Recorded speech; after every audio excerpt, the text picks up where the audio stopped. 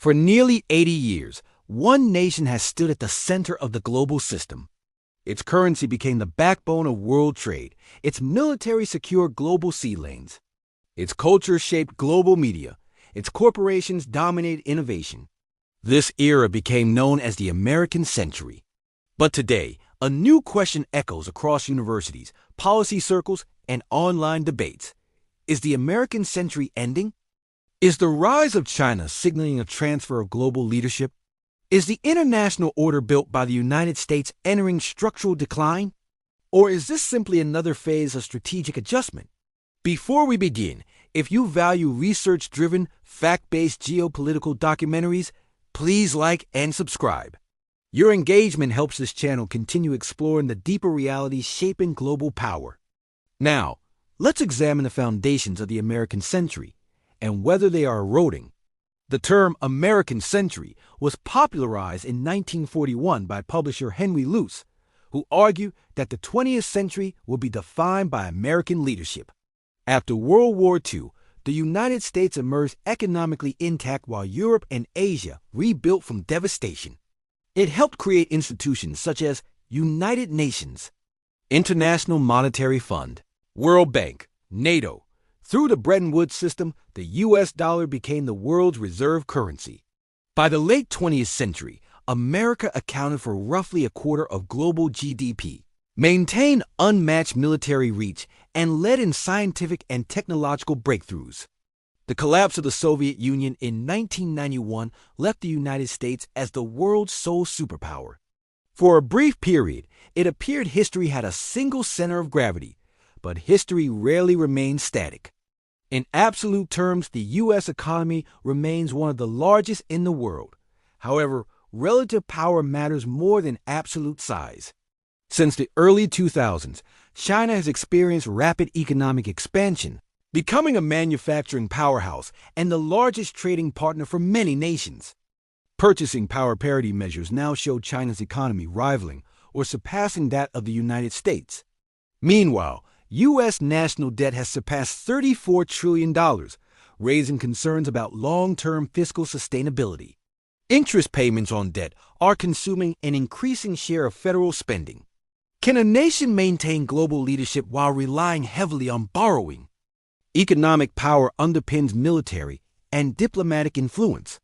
When relative economic weight shifts, geopolitical balance follows.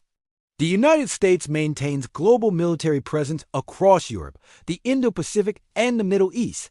Its defense budget remains larger than most nations combined. However, global commitments are expanding. Deterrence in Eastern Europe, strategic competition in the South China Sea, Middle East security commitments. Rising powers are modernizing rapidly. China has invested heavily in naval expansion and missile systems. Military superiority today is not simply about size, but technological adaptation, cyber warfare, space capabilities, AI integration. Is America adjusting fast enough to maintain qualitative superiority? Empires rarely fall from a single defeat. They weaken through cumulative overstretch.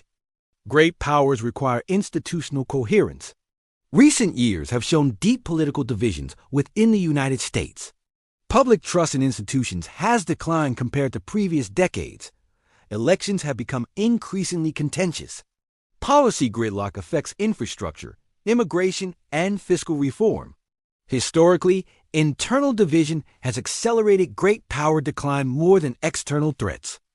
The Roman Republic fractured before it fell. The British Empire faced domestic exhaustion after 2 world wars. The question is not whether disagreement exists, but whether democratic institutions can maintain stability during intense polarization. The U.S. dollar remains the world's primary reserve currency. Energy trade, global finance, and international debt markets are deeply integrated with the dollar system. However, alternative frameworks are being explored. The expansion of BRICS discussions about trade settlement mechanisms reflects growing interest in diversification. Some nations are increasing bilateral trade in local currencies. Yet transitions between global reserve currencies historically unfold over decades, not years. The British pound once dominated global finance before gradually yielding to the dollar in the 20th century. Is this the early stage of a similar transition, or simply noise within a still dollar-dominated world? The next phase of global dominance may depend less on territory and more on technology. Artificial intelligence, semiconductors, quantum computing, renewable energy, and biotechnology are redefining power. The United States leads in many cutting-edge sectors and remains home to dominant tech firms. But China is investing heavily in state-driven industrial policy and long-term strategic planning. The competition is no longer ideological alone, it is technological. Whoever defines the next industrial revolution may shape the next century. Decline narratives attract attention, but evidence must be balanced. The United States retains major advantages: deep capital markets, innovation ecosystems, demographic resilience compared to aging Europe and East Asia, global alliance networks, cultural influence and soft power. Immigration continues to replenish talent pools. Universities remain global leaders. Energy production has strengthened domestic resilience.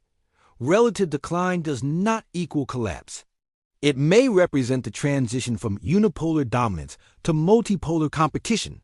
So, is the American century ending? Perhaps the more precise question is the era of uncontested American supremacy ending? The 21st century may not belong to a single empire. It may belong to a competitive global system where power is distributed, negotiated, and constantly recalibrated. History suggests that great powers rarely disappear overnight. They adapt, or they gradually yield space to emerging rivals. The world is not witnessing the collapse of one empire. It may be witnessing the end of monopoly power and the beginning of a new global chapter. If you found this documentary insightful, subscribe, and share. This platform is dedicated to uncovering the structural forces shaping global power through research-driven analysis. In the next episode, we explore whether the 21st century will belong to a multipolar world or a new superpower entirely. Because the future of global order is being written now.